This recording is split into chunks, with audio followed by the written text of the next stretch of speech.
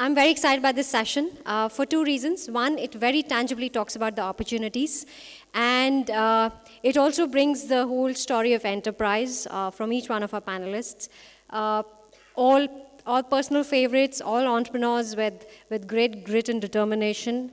And we have Amrita, who's going to moderate the session for us and sort of take over the conversation from there.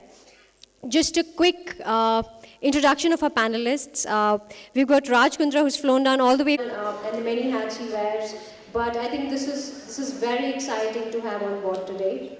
We've got Kanika from Jet Set Go. While I think the Ubers and Olas are sort of fighting it on the road, Kanika took it a notch up and did a Uber for planes and helicopters. So you can actually book a plane by using the venture that she's building. We've got Jas, who is again a friend, partner, and also doing really exciting things with digital.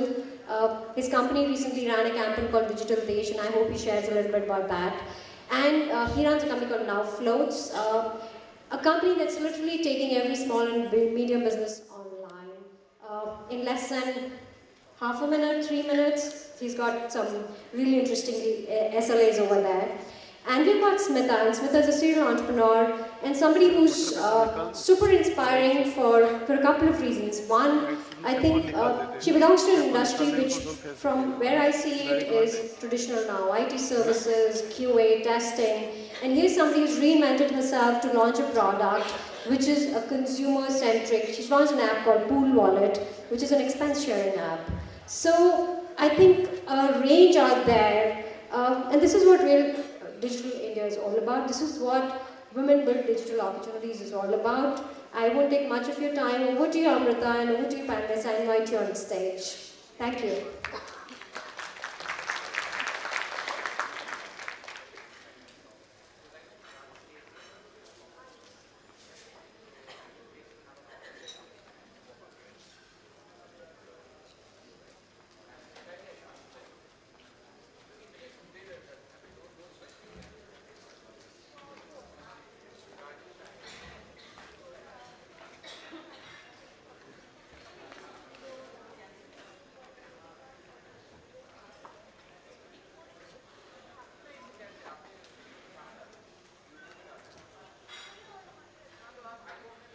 Thanks everyone for your patience. It's an incredible panel, very inspiring, but we're all tempted at some level just to not talk and tweet each other and see what you make of that.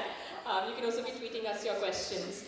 I think what's incredible and quite unique about this panel is all of you are defying stereotypes at some level, and Raj, I mean, even the conversations we were having a little bit before and as Sairi introduced you, we have a certain image of you as a public personality, savvy businessman, yes, but what we're going to start with is perhaps ask you, what are the synergies when it comes to Best Deal TV and Sheroes?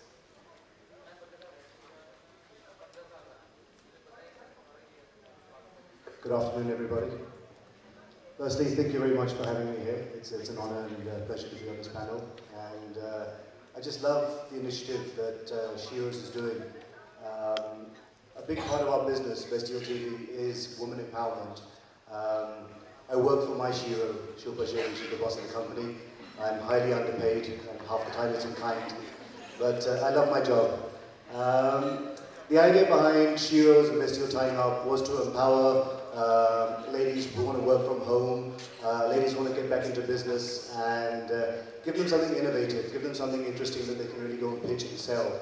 And I like the whole Women Digital because we've started the app whilst we're a TV commerce business, and all our products are about demonstration. So whilst everyone was jumping into e-commerce, we jumped into TV commerce, and we still believe that the TV commerce market is still way, way bigger when you go tier 2, tier 3 cities.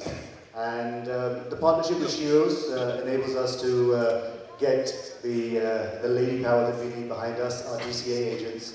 And yeah, fingers crossed, we're hoping to get at least 5,000 between now and March. And the goal is to have 20,000 ladies in the next 2 years being our foot soldiers, working for us and working with us. And that will probably be more than 50% of our TV commerce business. So you're going to be a big part of our business. Smita, to weigh in a little bit. I mean, we were talking a little bit earlier about Pool Wallet, of course, and I hope you share a little bit about that as well.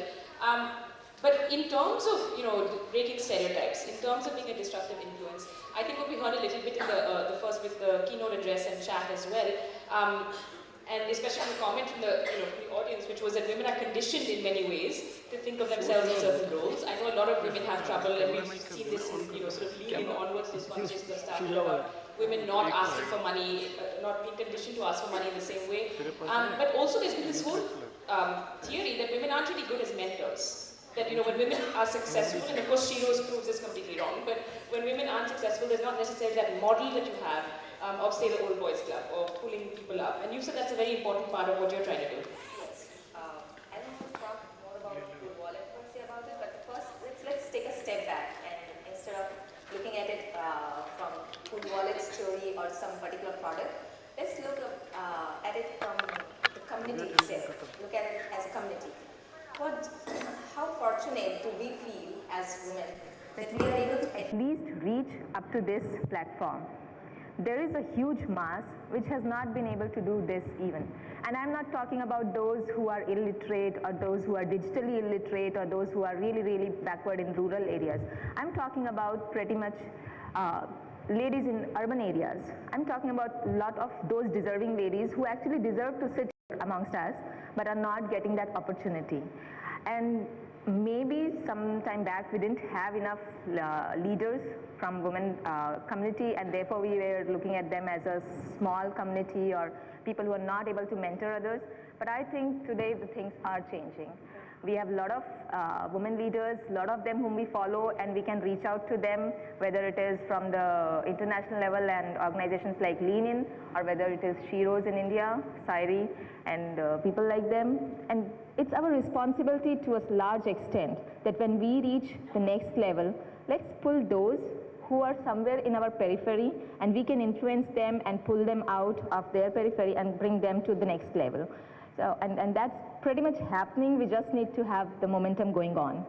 And that's part of being in this whole ecosystem, isn't it? I mean, we're all here in this space. I think that the topic here is pretty great about women sort of making digital India. But Kanika, as the CEO of Jet Set Go, which has been called the Uber for planes, and as we heard from Vijay, it would be nice to scale up problems to that level. That we need to use your the services of Jet Set Go. But you are also defying stereotypes in a way. I mean, you have this anecdote. I'm not sure if you want to share it, but in terms of when you walk into a boardroom, there are already preconceptions about who should be in this industry. Yeah, so what Amrita's talking about is we'd gone to make a huge presentation to one of India's largest corporate houses on how they should use our services and how we're probably better than the current travel ecosystem. And I was the last person to walk in, and someone turned around and said, "Ma'am, can you get us 2 cups of coffee, please?" So, I mean, we were the ones making a pitch there, so obviously I couldn't fight it out as such. I said, "Yeah, sure, I'll just ask someone to do it for you." Then when we began to go on with the presentation and stuff, they just couldn't figure out whether a 27-year-old girl would be able to operate planes for them which are safe and efficient and everything else. They're just used to seeing 50, 55-year-old men from the ex-services taking care of this. We fought our way through. We said, you know what, if we can't convince you on value, let us convince you on price. And that we did. We proved ourselves for 2 months, and recently we had a little feedback meeting for them, and they said in the past 8 years, no one's done a greater job for them than us. So it obviously was a victory, but yeah. So, I mean, at some level, with all the stories that we're hearing, are that there are hurdles, of course, and I think that's something that will be interesting for everyone to talk about a little bit in terms of your stories, the opportunities, but the challenges, how you rise above these. And Jasminder, when we're talking about Now Floats, and we will get to Digital Desh also, I just want to let Anu know. But you've said that that your hope and your goal is to have every local business person online by 2020. That's incredible. Sure. Maybe you could talk a little bit about that. Yeah. So when we is this okay? I'm sure it is. Yeah. So when we started Now Floats, and our products are now just 3 years old in the market, and gave up a large corporate career to do it, and really the aim of the company is to empower local small businesses who have actually no other way to get online, and it still remains a very large problem. So when we started, and sorry I didn't carry my smartphone. So when we started, we what Vijay was saying, and I want to resonate that for a second. anybody who's trying to be an entrepreneur, solve an Indian problem in the Indian way. And that's what the differentiation in the world is. When we started 3 years back, we used to give websites which were generated from SMS. You could send 3 text messages in whatever Sari said, half a minute, and you could get a website, and the 4th message onwards was content on that site. And by simply breaking so many barriers, without using an internet, without using expertise, without using a smartphone, without anything, you could just, everybody knows how to do a text message, and in today's world, everybody knows how to do a WhatsApp. We were able to break down such great barriers of technology and to bring people online in a way where they can update their site and get highly search engine optimized on Google. That's what the core of what we do. And we were able to do that, and we threw it out in the market, and so it's been 3 years, and we have 180,000 customers in 3 years of just doing such a thing. And my team and I sit down and we look at this and we say, "Ye kya ho raha hai? Ye, what is this, man?" 180,000. Just to give you an example, Just Dial went IPO at 300,000 customers after 15 years. So, you're just comparing yourself with someone who's taken that much long to reach that stage, and we are able to do it because of the ease of technology. And it's no joke on our platform that today the largest category of people on our platform is apparel stores. That's the largest category of 150,000 paid customers that we have, and 180,000 total. Out of them, most of them are women running boutiques from their house. Wow. It's amazing, right? I mean, you've broken barriers. And then that's what we do, and that's just amazing to see in 3 years, from where we've come from, and how many women entrepreneurs we actually aggregate on our platform is just mind-blowing to us. And also, I mean, you're saying the small and medium enterprise, people who would not be online otherwise. Oh, these people are your local mom and shop boutique stores. These are your local, you get the point, from Kirana upwards, right? We do also have Fast Track and Levi's as a customer, but that's the separate part. But the guys, anybody can get up and get online, and that's what internet does about democratization of technology. And we'll talk about this. I think women have to play a large part of that. And Raj, just to come back, because I mean, of course, Best Deal TV, it's a TV commerce platform. It's not the most intuitive leap, but does this sort of bear out what Vijay was saying earlier about, you need to be the customer first and think of a business in that model, because it's a great idea. It's celebrity-driven TV shopping, essentially.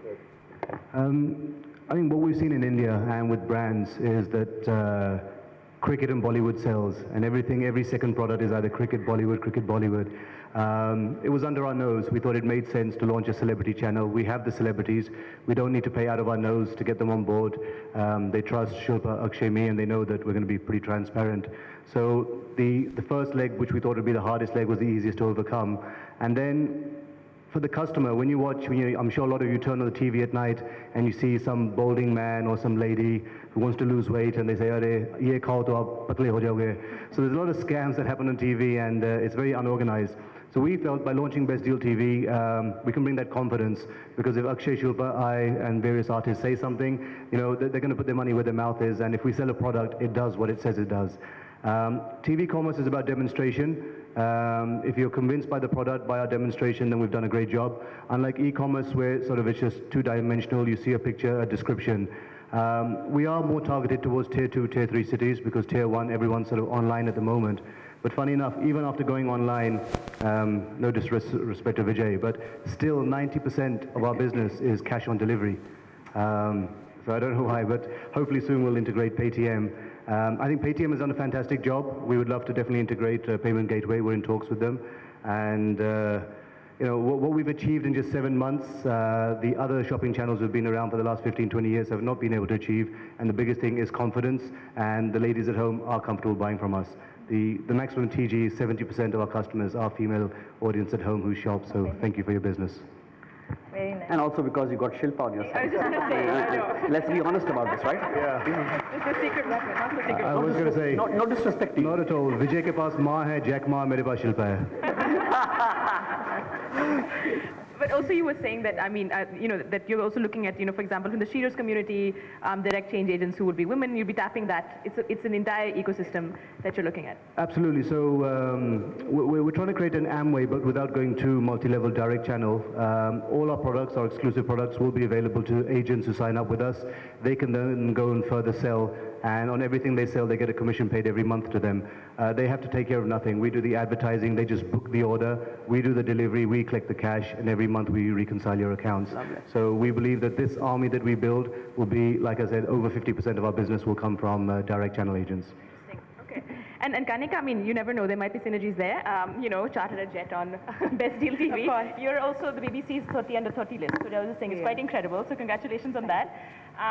There are so many categories that you straddle, and I think what's incredible is that you don't, I mean, you're not going to be boxed in one of them. You know, I mean, I know that you have lots of interests and passions, but perhaps some of the stories about, you know, surviving cancer in the first place, using that as an inspiration when it comes to other challenges in your life. Could you share some of that? Yeah, so cancer actually worked in my favor. I know it's hard to believe, but I come from a very orthodox Marwari family, and you know, one of those people where balance sheets are exchanged before you get married, rather than the girl and the boy are liking each other. So once cancer happened, my parents were like, now what? How are we going to get her married? And I was like, yes, this is the best thing that could have happened. Because, you know, I had this plan in mind. I wanted to implement it. But the only shortcoming was that at the end of the day, you do what the adults around you want to do, especially when you're 20, 19, 21, etc. But when cancer happened, it actually gave me 9 months to sit at home, think over what I want to do, how I want to do it. And honestly, at that time, the race wasn't about surviving the disease. I just knew I would survive. And I always knew it had happened for the better, like I said.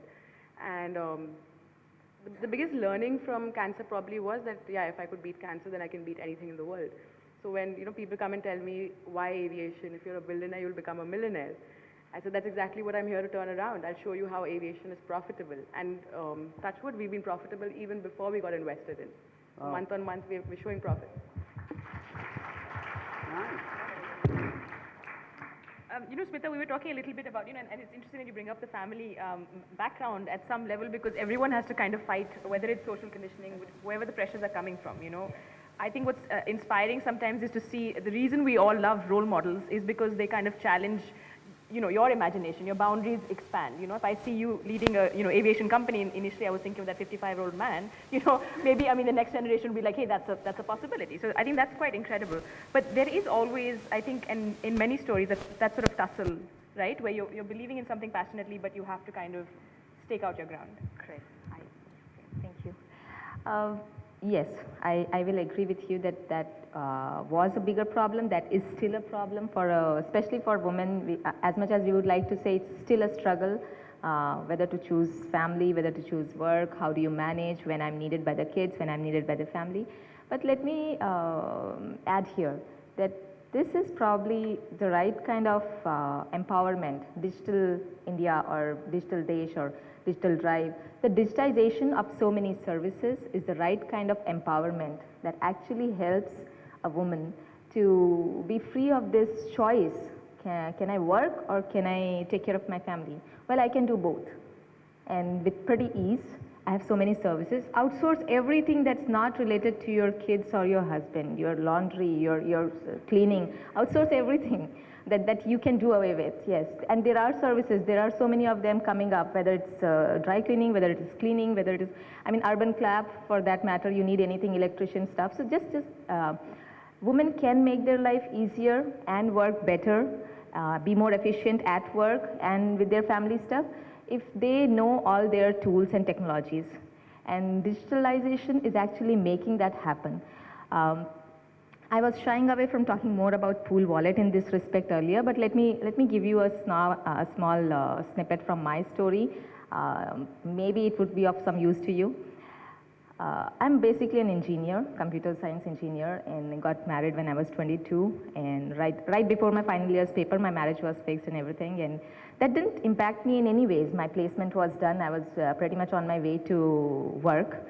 And happily, my marriage and my work both were in Delhi. So everything worked out fairly. I had my kids. All my 20s went into childbearing and growing them. And let me be honest, I see one of my ex-bosses also. I don't know if Rashmi is here still. I bumped into her somewhere in this forum, and I was very happy to see her.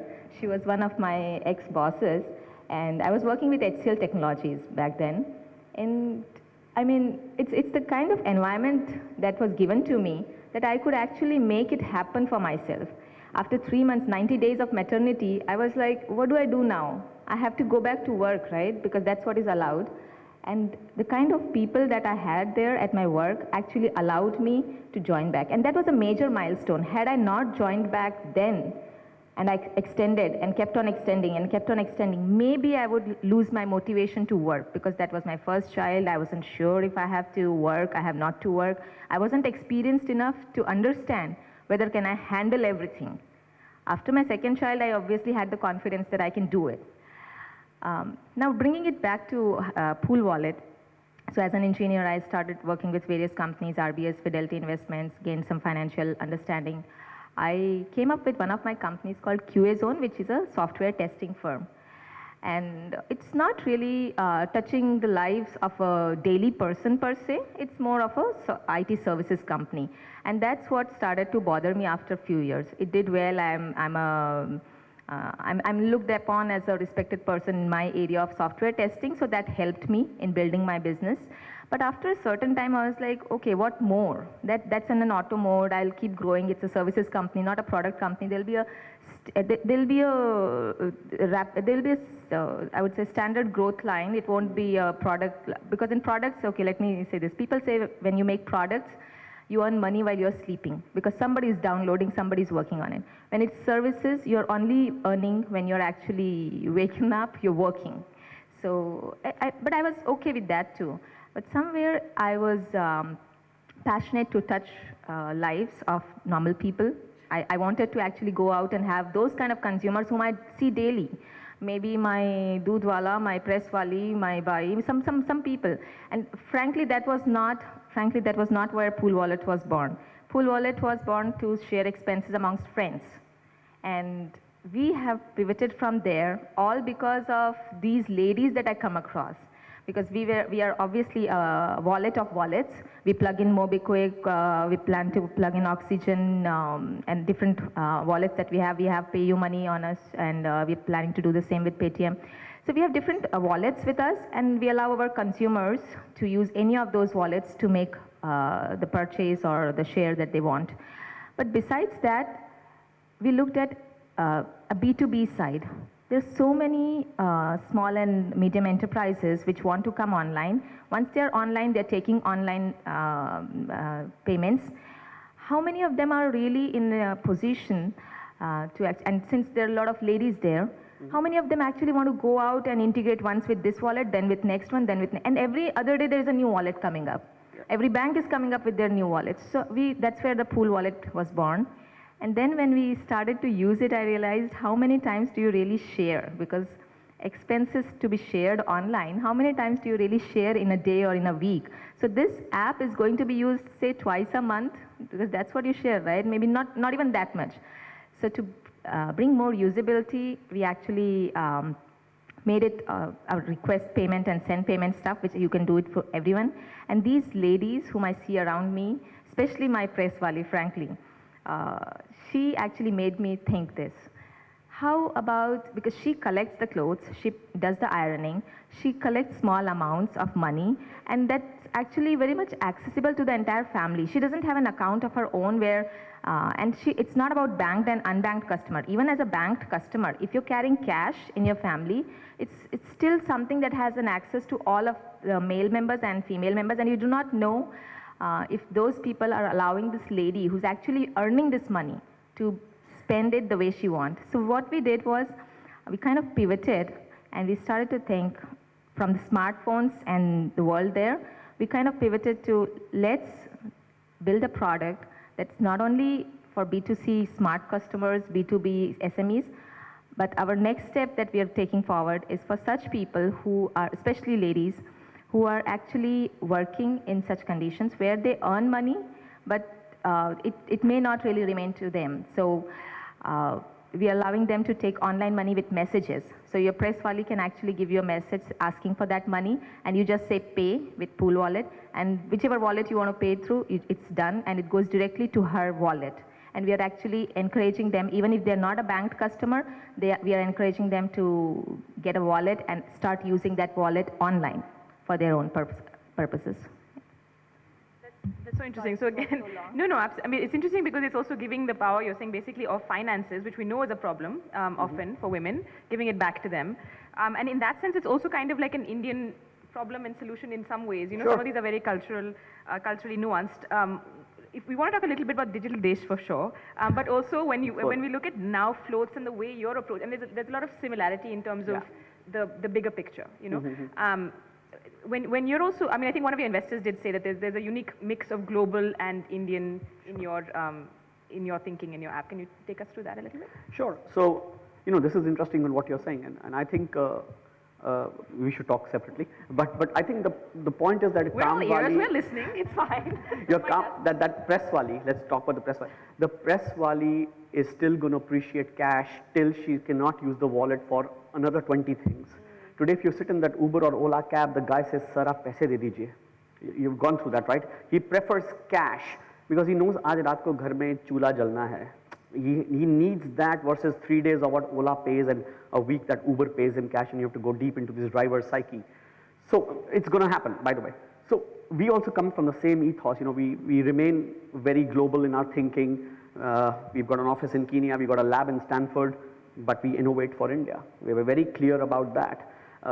We're not making a global product for global teams, but we're making an Indian first product by using global minds. And they can come and sit in India and help us solve this large billion problem. And a billion guys is a lot of people, right? I mean, this is the heart of the world. And you know, to a segue to the women problem, which we are all, you know, bringing it up, and I'm very harsh in saying this, you know, this whole women issue we keep talking about, I'm pretty harsh in saying that. And before I say something, I'm going to take the permission to say it. You know, the Canadian president, do you know who, we got a Canadian Prime Minister, who just came on board. You guys know that? You know his press conference? Did anybody listen to his press conference? You know, he was asked the question, why is your cabinet so diverse and why are 50% women in that? And I'm going to repeat that answer, which is such a pertinent answer. So I'm going to repeat the question again. He was asked a question that why is your cabinet 50% women and why diverse, you know, why Aborigines and Sardars and what else? He says, because it's 2015.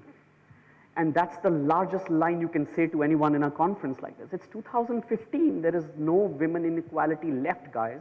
It's just so past. You know, and I say this with so many metaphors, you know, when we started writing Now Floats, one of the biggest problems we faced in India was that the average Indian consumer / customer was very lazy.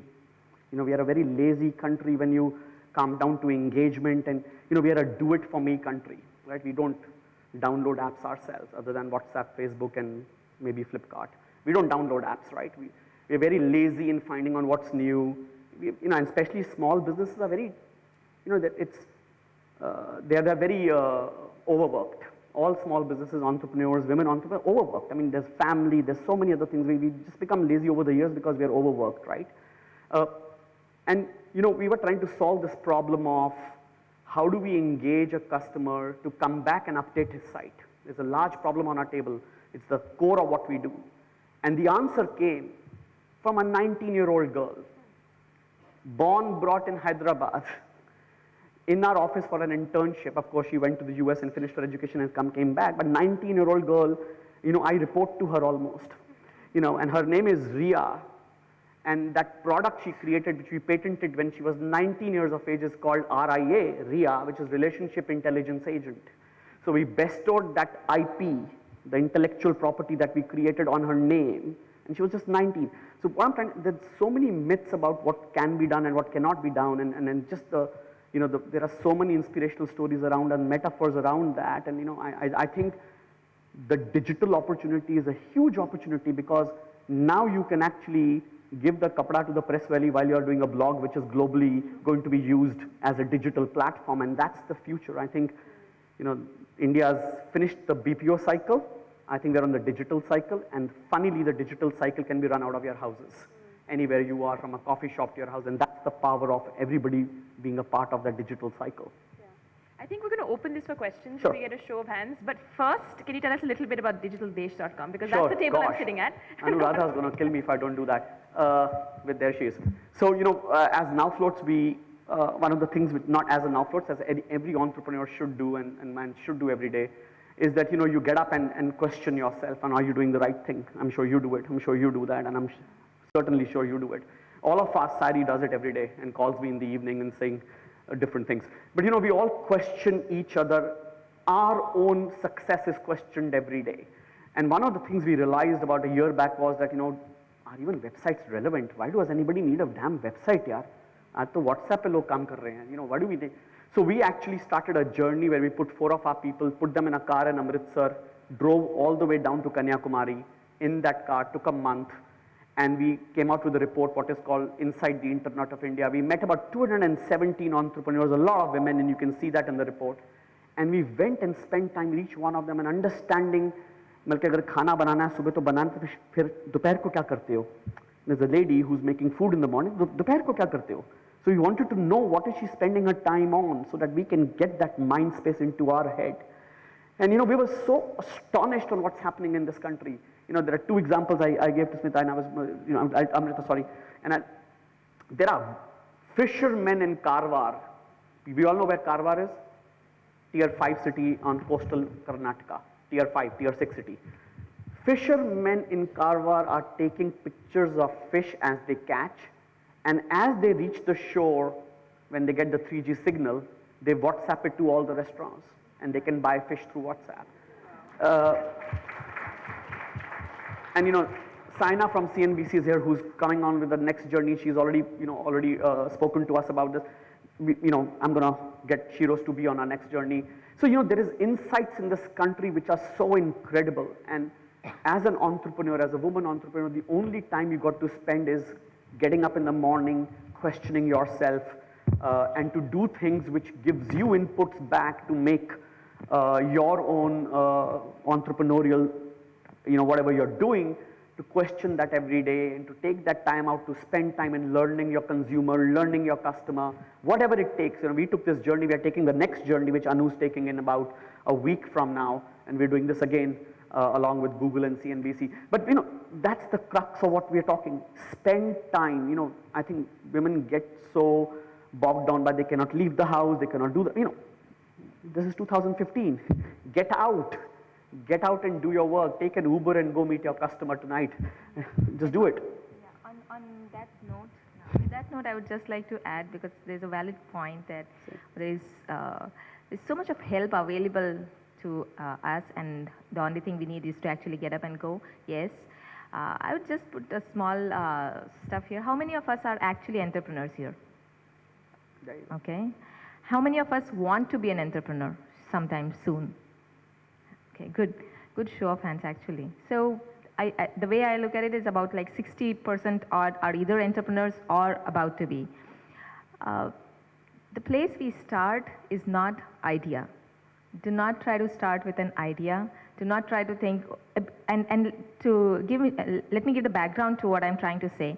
When Google started, today we know what Google is. It's Android, it's drones, it's everything. But you know where it started? It started with a search, right? Plain simple search engine. What was its rank when it started? Today it's the leading search engine. What was its overall rank? It was 12th. It wasn't even the leading search engine when it started to be a search engine. But what they did was they said, we'll solve this problem. We'll become the leading search engines. Then we'll add something more. Then we'll add something more. And we'll keep becoming the best there. And that's how they grew. Do not get overwhelmed by your own set of work and think, I have so much to do. There are 200 tasks to accomplish before I am successful. Break them down. Find out your core. And the core is not the idea that you're working on. The core is the problem you're trying to solve. If there is no problem existing, you will have a very tough time keeping yourself motivated and being successful. Either you are solving somebody has already solved that problem, but you have a better and more efficient solution to that, then you're going to be motivated and you'll have a passion. You'll have a reason to be on that project. Or if you're solving a new problem, nobody ever went there, nobody ever solved that problem. So I see there as a problem and I'll solve it. But if you're not doing either of them, then rethink, reset. There is no harm in pivoting. We have done it so many times. I'm sure everybody, all of us does it. Reset yourself, rethink, and then again start with the smallest unit of it. And keep yourself motivated, keep yourself building on that unit, and then you will be large. You cannot be the Google on day one, right? Yeah, thank you. Raj and Kanika also to weigh in on this and then definitely open up for questions. So maybe you can start putting your hands up. It does sound like there's always going to be challenges. There's always going to be obstacles. That idea, that core that, that Smita is talking about, that passion has to be there for whatever you're doing, no matter what. And your thoughts on this? Both of you? And then I think the flavor of the year is disruptive. Everything disruptive is working, and if that's what it's going to take for you ladies to sort of raise your voice at home, just get disruptive. Sorry, I'm sorry. But yeah, I mean, it is education, it is upbringing. You know, I've always seen it. Even I'm born and brought up in London with my dad. He used to tell me, after 10, you're not going out. Set an example for your sisters. And I said, you know what? I'll take my sisters out with me. So we need that. We need that here. I know it's easier done than said, and I know sometimes Delhi cannot be the safest place, and many cities are not safe. But I guess parents do it for your safety, and we're always being told, ye mat karo, wo mat karo, and are aap ladki ho, ye karo. But I think that day and age is gone now. You know, it's important to get out there and to stand for your equal rights. And that's why I say, if you have to be disruptive, be disruptive. Kanika, a prime example, you know, she said, I want to do something for myself. And to hell, you know, with everyone. And unfortunately, it took cancer for her to get her wish come true. It should not take cancer at home. So one thing I do promise you, though, when I can afford it, I'm going to book a private jet with you. Thank you. To add to that, I'll just say, you know, as long as you've got passion, it's going to work. I mean, you've got to be very, very passionate about what you're doing. I mean, there's all this about, you know, don't be married to your business, etc. Yeah, do not be married to your idea. But unless you aren't passionate about doing something, it's not going to work out for you. I mean, you've got to make it your husband, wife, baby, child, house, everything to make it work. Yeah. And I think, I mean, it's also important for us to highlight, we are saying, I mean, it is 2015, times have changed. We're obviously talking about we're very privileged to be even having this conversation. But I think it's also interesting to hear, I mean, from all of you in terms of where you're saying where the idea comes, the passion comes, like what order it comes. And there have been a lot of questions this morning also in terms of how do you make the most of an opportunity? How do you almost see that, predict what that trend is going to be? Sure. And part of it is gut, part of it is going with what you believe in. Okay, questions? Let's see if we have any, otherwise we'll keep, yes. We'll get a mic to you. There's one in the back. Oh, there's one all the way in the back. Who's giving the mics?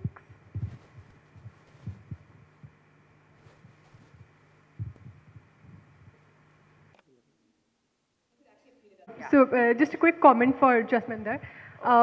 So actually, I just went out to take a call, and it was my friend, and she said that, you know, so she's an ex-Jamburi, and she said, I'm going to actually trying to open an online this thing for, you know, online course and stuff for IELTS and all that. So I said, you know, there was a gentleman at the panel I just heard, and he said that he can make you a website in 3 days. So she said, oh, that's what I need. So I was like, yeah. So I was like, I should tell you that you owe me a treat now. I just got you a customer.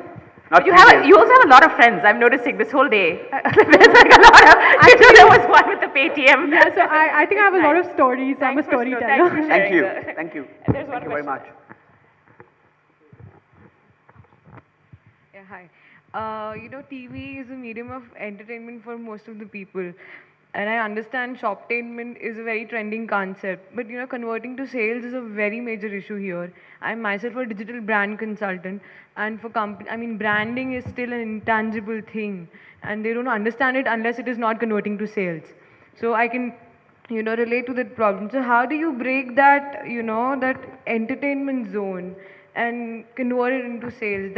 How do you do this? My question is to you, Mr. Raj. So unfortunately for us, we can't break the entertainment because we give them all the celebrities, so it becomes entertaining. But yes, eventually it leads to conversion. On a regular TV channel, our competitors, the minute they advertise their product, within 5 minutes, they start selling. For us, after 15 minutes, and we've realized the reason for that is they're just sitting looking at the celebrity. Whatever Akshay is saying, whatever Shilpa is saying, we get worried. After 15 minutes, the calls are not ringing. We say, what the hell's going on? The minute you pull the celebrity off and you just go into the product, then you see the conversions start happening. And I feel that our conversions that happen after they've listened to the celebrity are far higher than not having a celebrity on board. So there's a pro and con to this side of the business. I have another question. I mean, especially to the tech entrepreneurs visiting here.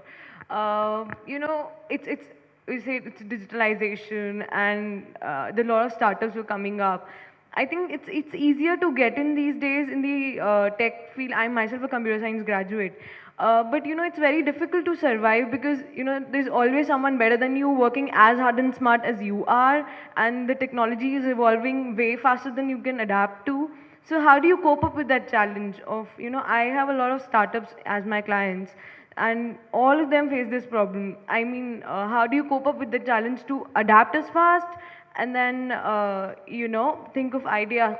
Every day you have to evolve. I mean, you can't just sit with one product that you've created. So you have to keep evolving. I mean, while you were saying that product, you can sleep while you have a product because someone is downloading, but it's not the truth actually. You have to keep adapting and evolving so as to be in the race. So how do you cope up with this challenge? Yeah. So let me put it very crisply, because I hope nobody misunderstood when I said that do not start at idea. The point there was that ideas are they come by dollars or something, or dimes, whatever. This is what I hear by investors. What that means is, what you are thinking, the next person sitting to you, I mean the person sitting next to you is as intelligent, right? Is almost from the similar background, can also think the same. So, and great minds do think alike. So thinking about an idea or a particular objective or a particular project or a particular activity is no big deal. All of us think. If I have like 20 ideas that I have to shoot down every day in my mind. No, I'm not thinking that, because if I start thinking in that direction, I'll get distracted. But everyone has those thoughts of great products, great services. The secret sauce is not the idea. Problem is, yes, you have to identify the right problem, the right customer base, the right target customers, all of it fair. But the way I have looked at is the secret of success is neither in your idea, nor in the problem, nor in your, all these thinking stuff. Your team, yes, I would say the secret is team. But the biggest secret that I would like to say is the execution. How well you execute that particular activity. There are so many wallets, so many banks, so many stuff, there's a Flipkart also existing, there's an Amazon also existing. The eBay is also existing, Snapdeal is also existing. Everyone has their own niche, everyone has their own ways of executing, and they're making money through some way. Now, if you are wanting to survive and compete with them, you need to find your way. How do you execute yourself best? Nobody else can actually tell you. If you try to copy somebody else, obviously they are doing it better, right? So I would say how you execute your idea is most important. You need to really think there and build a very good team. As I don't know who was saying it, probably Vijay said it, they were sharp people, they were not sharp, they were cutting us. You really need those kind of cutting edge people. Yeah, I think we've covered. Hi, I'm taking the opportunity in front of such a fabulous panel to actually get some feedback on my thoughts. Just to give you a brief intro, I'm based out of the UK, but I'm in the process of connecting the two entrepreneurial hubs, UK and India, and this kind of touches upon one of the questions that was raised from the audience, and it was my namesake, I think. My name is we are trying to do that. So by next year, we're trying to bring a little bit of UK to you. But my question to the panel and also to the audience is, one of the segments we're trying to do is, there's a lot of support system available in the UK to the entrepreneurs, and especially to the women as well. And there's a lot of difference also culturally, the way women are seen. Like, I also do have boardroom problems at times because I traveled across Europe. So there are some cultural differences, but not as much as was pointed out by you initially. There's more acceptance. So what I would really like to understand to help you solve your problems is, what is the one thing you would like to address that would help you in terms of coaching, in terms of mentoring, or in terms of the facilities that are available there that would help you overcome the challenges that you're facing here. So maybe I'll start with the panel, and then maybe if some of the audience members feel very strongly, they can also raise their voice. But let me start with Nika and Raj, because you're based out of the UK. From the UK, you would know better. Profiling you right now. I'm not very sure. I have studied in the UK though, done my MBA from there. But what would I really like to bring over here would probably be the work culture. I mean, we're miles away from what real work culture is. A lot of transfer of knowledge in terms of how growth can happen and things like that. Mentorship, not really, because I think India's doing pretty well. We're going great bounds there. But I would just say more about the professionalism and work culture we have back in the UK. India could definitely benefit with that. I don't know how the knowledge transfer would happen, what you would enable to that, but I'm sure that can solve various problems. I think I totally agree with Kanika. It's all down to work ethics. I think the work ethics that we see in London and the UK, they're far more responsive. They don't look at male, female, child. They look at the person with the concept, the person with an idea. I guess in India, it's very easy to go to a fund and he starts laughing at you. Ha ha ha, there's 20 of those. What the hell are you doing? Go away. And I think the next time somebody asks you for a coffee, you should be the first in and ask the man for a coffee. But yeah, I mean, if we get our ethics correct, if we get our working ethics correct, India can really be a superpower nation. Yes, it's got potential, and what the overseas and the other countries are looking at now is the middle class consumers. Before, I think it was a couple of 100 million. Today, it's 400 million. That's more than the population of America. So we have 400 million middle class consumers in India. Now everyone's looking at us. So before they get in, let's be the first. If you have an idea, don't let somebody run you down. Yes, it's important to get the right people, and like you rightly said, and like Vijay rightly said, that if you need the kind of people who are going to say cut, take a bad cop. Sometimes it's hard to be good cop, bad cop all the time. So take someone who can do that for you. Be passionate about your idea, and I always say, don't die with your dreams, live with your memories. Yeah, I can. Permission to be honest. Permission to be honest? So two answers. I haven't gone to a mentorship program in India or incubator or a TiECon or a Shiro Summit which says for men only. So I haven't seen one. Maybe there is one existing and you can tell me about it. So I recognize the differences in our orientation, the biological orientation that we have. Let's not go into that. I know the difference between a man and a woman. I think let's not talk about that here. But I bring up the same point. The same ecosystem which is available to men is available to women in India, and I think somewhat more so, if I can say that, because of the actual need for entrepreneurs like me to have diversity in the team. In fact, it's my super focus to make sure that women are in my organization versus actually men, and that's just a personal point. I think the second point which I say very often, and I said, having lived abroad and I've lived in 4 countries and whatever, it's the best place to do a startup is India. You don't have to wash dishes. You don't have to pick up your child at 4. You don't have to spend time with family every evening. You don't have to do ironing of clothes, buying the grocery, getting hit by your wife every day. Sorry. When you are not in India, you are so involved in everything because you are a 50% owner in the household, which is not true in India. Let's be honest about that. Now, if you're going to say the opposite, that women have to do all the work and men can do it, it's not right.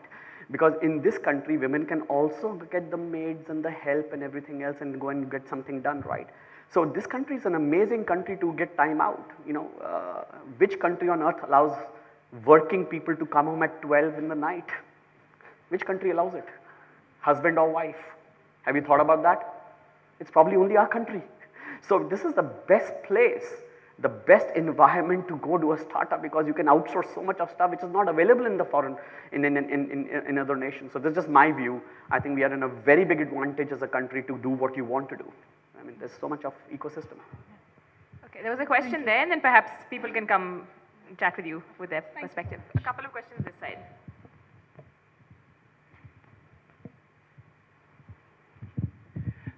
Hi. Sorry. I had a question for Smita. My name is Rahul. I am a budding entrepreneur. I'm currently working for an organization heading the Center of Excellence for them. My question, what story you actually narrated about the person who's ironing and the cause that you took over, that the money goes to the right hand. Actually, I wanted to understand what are some of the challenges that you're facing with that kind of a situation where having a person who's not literate and ensuring that the money goes into the right hand, and then also having the whole financial setup in between wherein ensuring that she has some kind of setup with the bank. What are some of the challenges around that? I mean, it's a great idea, to be really honest, but involves a lot of work. Yeah. So what are some of the challenges that you've faced? Thanks, Rahul, actually, for asking this. But Sairi and team will throw me out if I put in all my points here because it will be all day. Huge of challenges. But yes, let me bring up a couple of stuff. See, when we are talking about women taking up financial literacy, let me say it's like these are problems at so many levels. First is literacy itself. Does she even know numbers? Does she even know how to use mobile besides 1 to 9, 0 to 9? Because a lot of them are able to actually dial numbers without knowing that what they're doing, but they know that this is the number, this looks like this, I'm dialing the number, talking to the person I need to, but that's all they can use their phone for, and their phones do not have internet a lot of times. Even if they are internet enabled, then they're not smartphones. And I was actually thinking about this when I was coming to this event. The best way of looking at a social diversity is probably our mobile devices. I think nothing is as diverse as mobile devices. Our refrigerators don't come from 2,500 to 1 lakh, right? The range of price range is different. Our mobile devices are at a huge, there's a huge diversity there. So the users of my app or anybody's app is actually as diverse. So we have to find those people and target that specific section, like you said. For this particular lady, I have to depend on a lot of stuff. I have to make sure that she is literate. I have to make sure that she's digitally literate, not only understanding languages, but digital literate. And then I have to also help her understand how she can use internet, how she can use an app or a web browser based application, even if not a smartphone app, like not from Play Store, using the same application on web. So there are challenges mostly on this part. There is no dearth of curiosity and intent to use. People are wanting to use such things. Not only it's not only about financial things. There are so many stuff which are actually happening in the ecosystem that are helping women and men equally, who are now getting digitally literate. I would say this is a challenge that's not only for that lady. I would say this is a challenge that we are facing with a lot of other, there's a total section of people who are literate but not digitally literate. So we're trying to help them with a lot of videos, with a lot of talking. There are a lot of foot on the ground which are going and talking to them and helping them understand. There are a lot of initiatives by the government actually to help them understand digitization. And we're trying to push them to actually participate into those also. Thanks. Hi. My question is to Raj. So we all understand what are different technological things that these people are trying to do, but with respect to your own personal initiatives within the Deals TV, so I understand one part of it, which is with respect to marketing, selling the product via the celebrities and the products which you or maybe your friends might have actually used, and hence you're promoting them. But what additional is in your program for others? So for example, the DCA program that you are planning to launch, or so what are the different things that you are planning to do on that side to build a complete ecosystem, which is maybe nobody has thought of or executed at that length?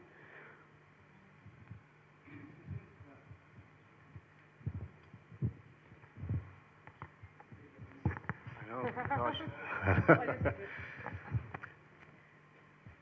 I mean, see, for us, what we've done is every product that's available to us on our channel, in our catalog, is exclusive to us. So some are celebrity products, and some are branded products. So even if a brand, let's say an Intex, wants to launch a new phone, to a tier 2, tier 3 market, it gives us exclusivity on home shopping.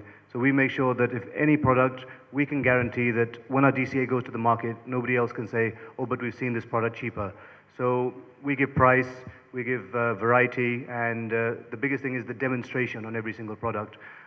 We keep harping on that because that is our USP. It's the demonstration through a celebrity, or it's the demonstration through the CEO or the founder or the technology head of the product. And you just got to be innovative. You've just got to have products where people say, wow, I've never seen that in a shop before. So that's where TV commerce is way different to e-commerce, where you're sort of one product in the midst of 10 million products. I always question e-commerce because they talk about customer acquisition cost, and hand on heart, you know, today you might go to Amazon and say, oh great, I got a great deal. And Amazon says, great, you know, we lost 100 rupees on this product, but we've got a customer. But if Snapdeal was to offer the same product a month later cheaper, there's no loyalty to the brand, the loyalty is to the price.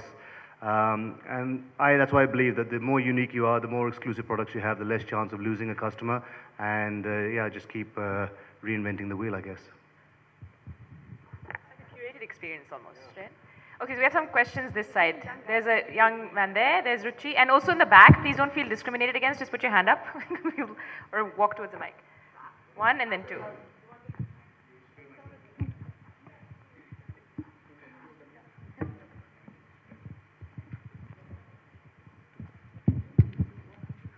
Good afternoon, everybody.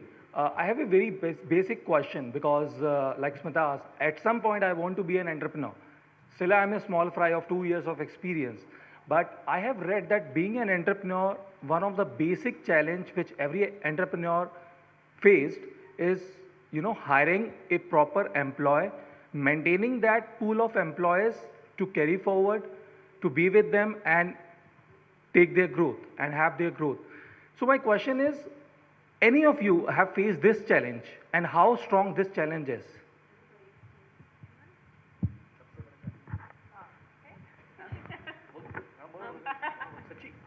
Oh my God.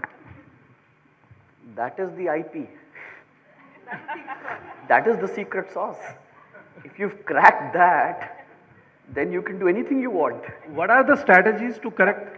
So, yeah, obviously I'll answer that in a, yeah. So, you know, every individual is very different, right? We have to start recognizing that, and probably in today's day and age, they are more individualistic than ever before. And one size will not cut all. वो एक ज़माने में होता था, 15 साल पहले, 10 साल पहले. That's really changed, right? This new generation is very very individualistic.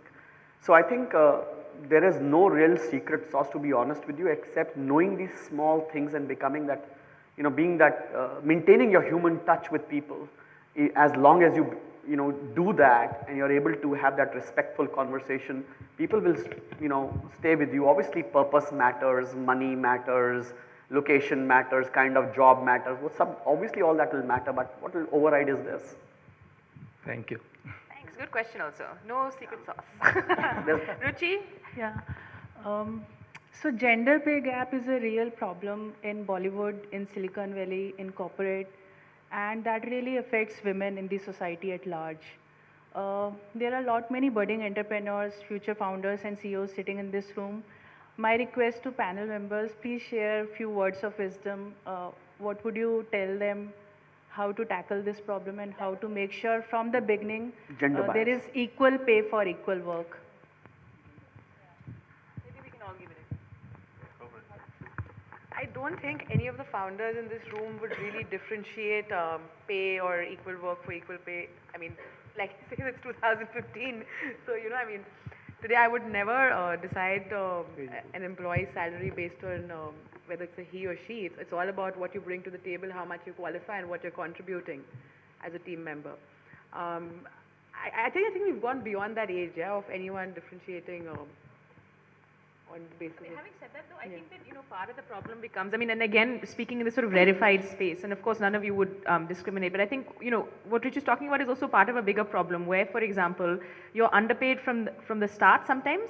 You don't have that negotiating, like that hard power in terms of, it's less in business perhaps because you learn how to negotiate, But I think that there are many companies where, for example, women will feel that they're underpaid because they haven't learned how to, for example, address that issue. When you go into an office and I can tell you, I mean, I used to work at a TV channel, but sometimes it felt like the women are kind of, well, you don't actually have to work for a living. You know what I mean? That kind of approach. Whereas a guy would go in and be like, I earned this, I deserve this salary, you know? So maybe to some extent that's something that maybe you could also address. Actually, I kind of relate to this because it's very difficult for me to call up customers and ask them for payments. I still can't do it. So my co-founder has been advising me to get a payment recovery team in place because our payments are relatively large, unfortunately. And they don't happen in one swipes of cards or through any of... I mean, yeah. So, you know, I mean, you just, there is no wallet or bank that's providing me a service that can make all the payment in one go online. So I hate calling up a customer because, you know, I mean, I just can't do it. So I think with regard to what you just said, it's more on us again, right, to go and negotiate better numbers, to ask for more. No one's going to turn around and say no to you if you truly deserve it because you're a woman. I've had someone come up to me and ask me for a 240% hike. I said, you know, if you contribute that much to the team, prove it to me for a month. He said, I'll work for free for a month. It was a he. And we gave him a 250% hike.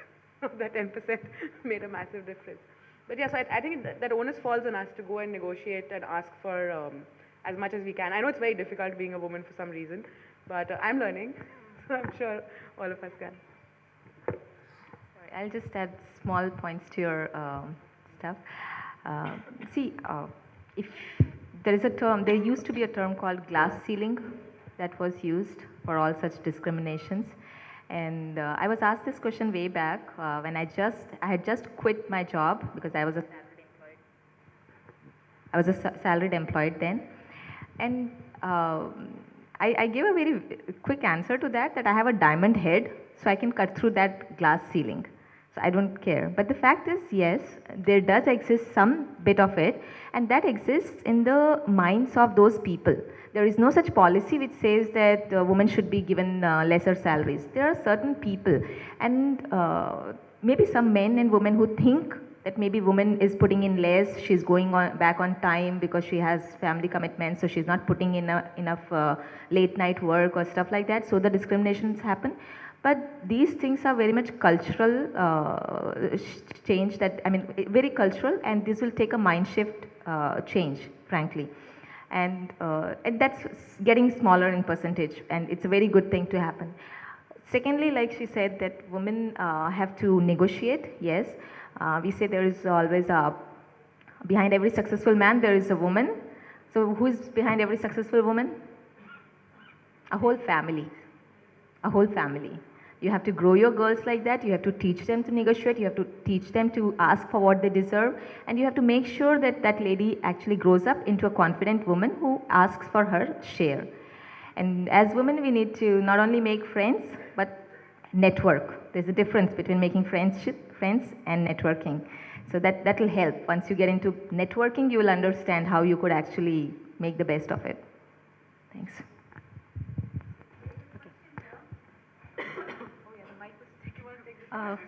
I have the mic actually. Sorry, someone just took the mic literally out of his hand, so a while ago, so I can understand. No, okay.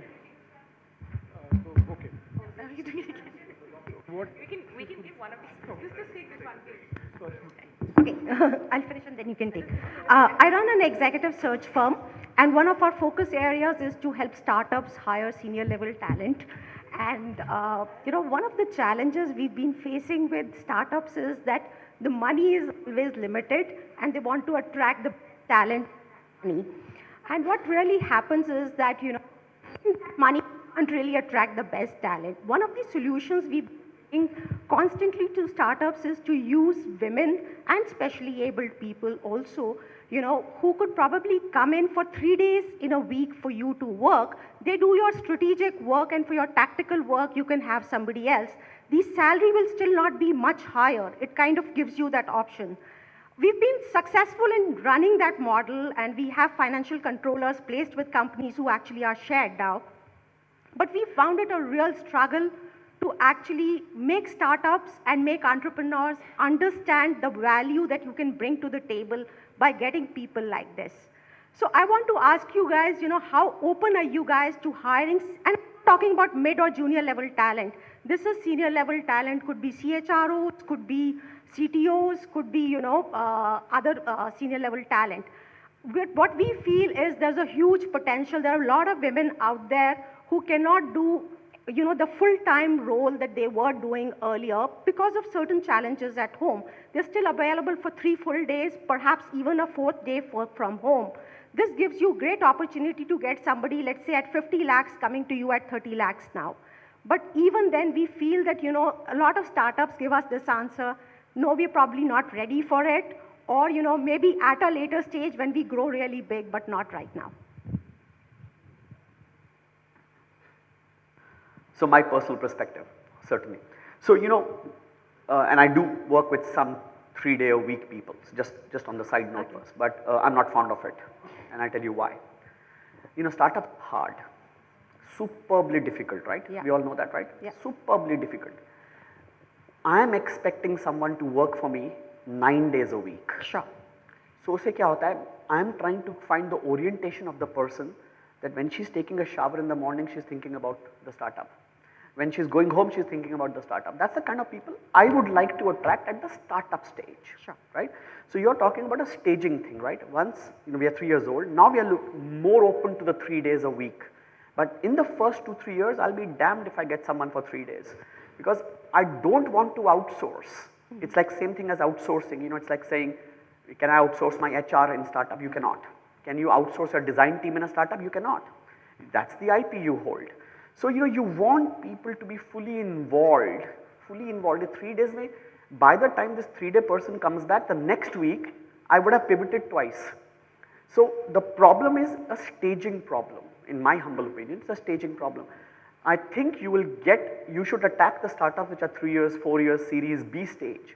You will get a lot of people who will give even top dollar for that matter, but they'll give it for the value of the person. I would not give it because I want the 100% of the time with me.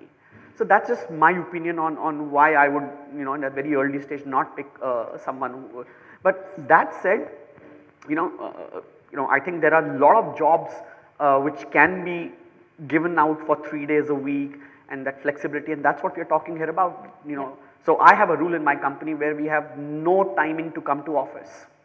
There is, if anybody checks anyone कि तू आज late आया है, that guy is, I pull him up. We have no timing for anyone. They have no timing to show up. They can sit anywhere they want, coffee shop, friend's house, cousin's house, marriage party, don't care. So, just work, and that's the kind of ethos we look for. And when you get that kind of personality in your team, they will not work 3 days. They will work 9 days a week. So that's how it works, in my opinion. So, good afternoon, everyone. I'm Aditya Sisodia. I'm consultant. I work with startups as well as I work with MNC and CHROs and all the head. Now, there are 2 parts of this question. The first part is directed to Ms. Smita. Initially, you mentioned once you are in a service sector, only when you are awake, you are recurring the money. In a product, someone is downloading it. So the first part is this thing. I'm a consultant. I know when I'm out there, present out there, then only people know about me. So in terms of this, apart from networking, which you just mentioned, and apart from the referral thing, what else can be done to ensure that you have the personalized service? One is this thing. And second part, just coming back to the earlier question, you were saying that you need to negotiate on the price. Now, once you are delivering a service or a product, we have got a tendency. Now, I've seen it with startup also, and I've seen it with MNC. No matter how good is your service, people are going to negotiate. Even if it is the MRP, people are going to negotiate. So question number 1, how are you going to ensure, in addition to referral and networking, the personalized aspect? Because my work, I'm not using technology. As per the movie Up in the Air, if you use technologies, somewhere things are going to get disconnected. And the second part is the negotiation part. You are good, but human tendency, like Raj sir, you just said that people will go not on loyalty, people will go on price. So if the panel and the members also can address this issue, because many of the co-founders I'm out here with, they are also facing the similar issue. So, I'll let the negotiation part be taken by Kanika and Raj, right? But I'll take your first one. I think, let me reframe my sentence. What I meant by you'll be paid as for services only when you're awake. What I mean is, normally, I don't know if you worked in various IT services, but normally they get paid by head counts. So if so many people are deployed on a project, their per hour rate is so and so, or there is a fixed bid project, you get this work done, and you have these many people. So you're only getting paid for that person for that work, right? And so that person has to show up, that person has to work. That's the difference. But in products, even if once your product is developed, your team could be working on enhancing, upgrading, or whatever, or taking a break and saying, okay, the product is stable for some time. But as long as the product is being downloaded and useful, you're making money out of it. That's the difference. However, when I talk about personalization, you yourself answered your question that you're not using technology, right? In this overly connected world, like, who could say I would get to meet Shilpa Shetty's husband here? Huh? Come on, this is overly connected world, right? And if you want to personalize stuff like this, I think you need to use more of Twitters, more of LinkedIn's, more of your Facebooks. Facebook is an awesome place to actually have business discussions too. So we're coming up with a software, because I am basically from a software testing background. So we are doing a conference, and we are doing a conference in December for testers. Believe me, so many of my delegates and my speakers are actually dropping in through that route, Facebook, some of them through LinkedIn groups. These are the places, and my clients, the best sales pipeline I've built out of LinkedIn for IT services. So I think maybe that's the place you have to look at.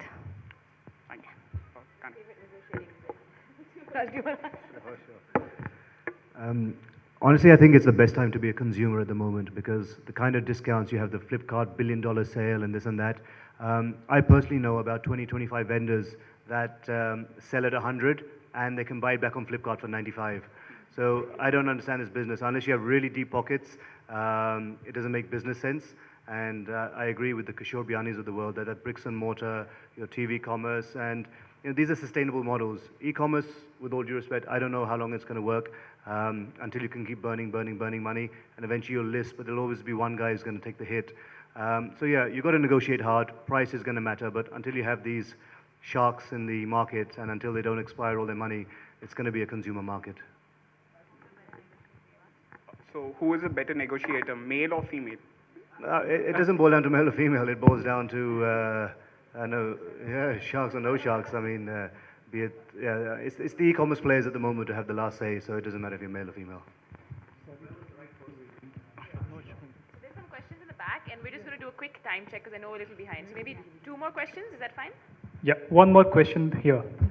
First of all, unless it is executed on the ground.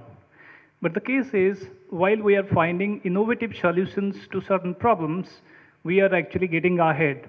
But the case is, sometimes we do not think about, exhorting ourselves to get programmed, to get unity, to find more innovative solutions to them. So how can we exert ourselves to find more unique problems which would make us think about more innovative solutions? I'm not sure if I understand the question well, but let me reframe. Yeah, just to illustrate a bit, suppose say, there are different kinds of balls being thrown to Sachin Tendulkar, the master blaster.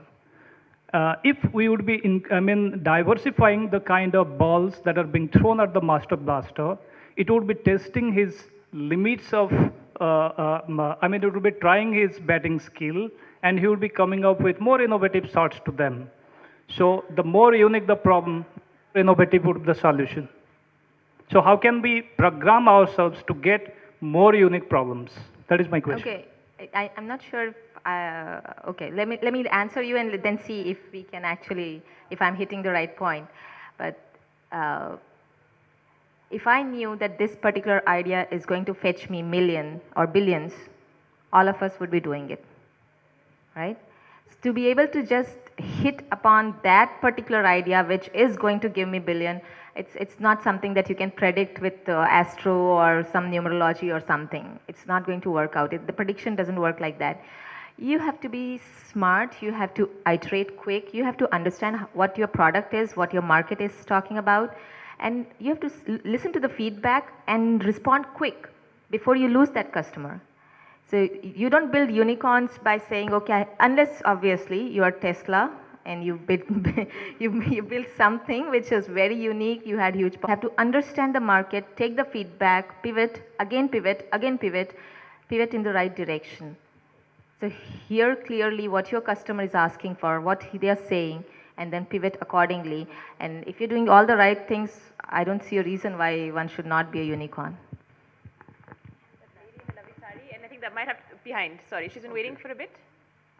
Come forward. The demonstration purpose is that it can sell services. Normally in e-commerce, you have that particular stigma of being able to sell only products in e-commerce. In television as a medium, what are your thoughts on that? You can actually sell a service, let's say for example, tourism service.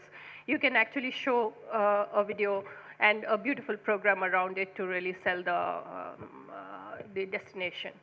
Likewise, any service, whether it is educational service, it's healthcare services. In India, 58% of the economy is a service, in service sector. Any thoughts on how you intend to really use your television channel as a medium for that? Yeah, if I've understood the question, you're talking about services through TV, be it education, travel. TV can sell anything. It's the medium of demonstration. Through this medium, if you have the right product and the right team behind it, there's nothing that you can't sell. We all believe in what we can look, touch, feel, and the closest thing to that, without going to a store, is a demonstration on TV. E-commerce, I still struggle when I look at a two-dimensional picture and say, shall I buy it, shall I not? I'm not too sure. But when I see a demo, I get more excited by it. Whilst I can still put my hand to my heart and say I've probably never bought a teleshopping product. But saying that, I'm more convinced by it, and even if I see it, as silly as it sounds, I'm stabbing myself in the back here, I would probably try and find it online somewhere. And then that's where my USP comes in. Because I can't find that teleshopping product anywhere else, I know it's only available on Best Deal, I will get a sale. But I don't think every channel has that advantage. So yes, the answer to your question is you can sell anything. We can look at educational packages, we can teach English, you can teach any language you want to, you can sell holidays, because it's a pleasure to see with your eye, and jo dikhta hai wo bikta hai. That's a great business idea, by the way. ये राम प्रसाद आपके घर आके ऐसे साफ करेंगे. Yeah, exactly. आपका sink साफ करेंगे ऐसे. It's beautiful. So on that lovely note, I think, there's actually two more questions. Oh no, there's three more questions. Can I just get a time check very quickly from the Sheroes team? We have time or we're dead? Okay, so we'll do one thing, one last question. If you make it really short.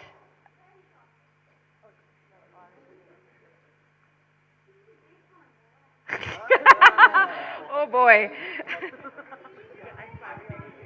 Okay.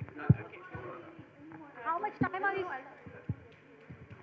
So very short. So जो दिखता है वो बिकता है. पर हम TV देख रहे हैं क्या? Are we watching TV? How much time are we spending, watching TV? I mean, it's a question that we all need to ask. So while we need a great passion and a great execution and delivery on promise for our products and services to survive, we also need to question before we start. We need to vet the idea. And Raj, this question is to you. Why TV? I mean, I'm just wondering, I'm sure you would have done your due diligence and it has to work. You would have done your financials and, the plan. I need to understand why TV. Before Raj gives you an answer about all his stats and mathematics and all, okay, I'm just going to give you a very generalistic response. I come from a tier 2 city. I'm living in Delhi. I don't watch TV. I haven't paid my Tata Sky payments for, I think, 2-3 years for 3 television sets. Right? My mother, on the other hand, lives in Bhopal. She probably watches 14 hours a day of television. Tier 2, Tier 3 villages, I'm sorry, this is not working. It's all about television. You don't need research for that. And Tier 2, Tier 3 is where your masses are, is where your middle income is. That's where all your money is. We've got to get out of Delhi and Bombay and think of it. You're hired. Tier 2, Tier 3, everyone is watching TV. Trust me. I mean, we pretty much call up our uncles, aunts and say, "Hamara channel dikh raha hai na?" Because we don't know if it's on air or not on air. We need to make sure our distribution, our carriage team is doing a good job. I mean, TV is a medium that's going to keep going, and we say TV kaun dekh raha hai? Look at QVC. It's home shopping in America. It's worth $20 billion. It's the largest home shopping company in the world. So if it's still working in America, which is so advanced, India TV has got a long way to go. And tomorrow, even with the Jio and the 4G coming, if it gets faster to watch on mobiles, great. You'll watch my TV channel on your mobile instead. So I'm not too worried about that angle. What was the other part of the question? That was it? That was the answer. So yeah, so you're willing to come to mobiles also, if you know, if it is, your channel could be seen on, yeah, which is great, yeah. Thank you. We're going to have to wrap this panel up. There's a small AV that's going to play from Best Deal TV. Oh, I'm so sorry. That's very persistent. And okay, quick.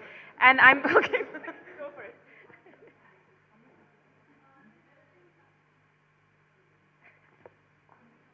You guys are doing a very good job, obviously, which is why the questions keep coming. Absolute last question. Yes.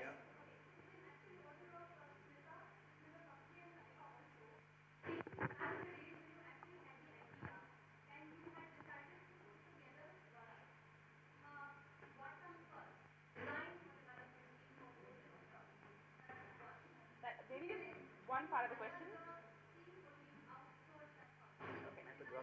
Yeah, all right. So to be very crisp, okay, I would say you need your people with whom you can bounce your ideas. So sound bouncing boards, that's what you need. And once that's in place, I would say core can never be outsourced, should not be outsourced. Yeah, so core should remain with you, whether it's if it's the design of your product, that's your core, do not outsource it. If it's the feature, the function, the payment gateway, whatever whatever you have built, that's the core. Please do not outsource it, keep it to yourself.